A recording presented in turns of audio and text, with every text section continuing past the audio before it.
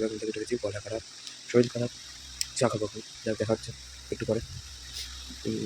তারপরে একটু পর মাঠে যাবো, একটা কাজ করলাম, দিয়ে এখন মাঠে যাবো চা খেয়ে নিয়ে।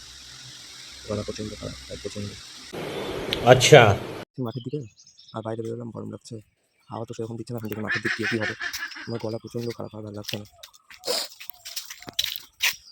সকালবেলা ঘুম থেকে উঠে চাটা খেয়ে আগে গার্গেল করলাম, দিয়ে চা খেলাম।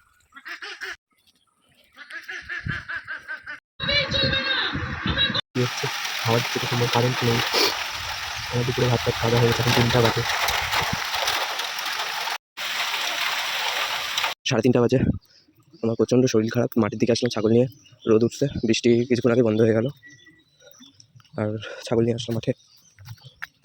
একটু শুয়েছিলাম 2টার দিকে, কারেন্ট চলে গেলো, গরমে আর শোয়াই গেল না। এখন ভালোই রোদ উঠছে, ঠান্ডা ঠান্ডা ওয়েদারটা আছে।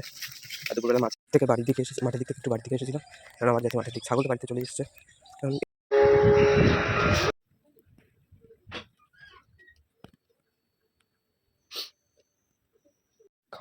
খাওয়া দাওয়া হয়ে গেছে, এবার শুভ, গুড নাইট।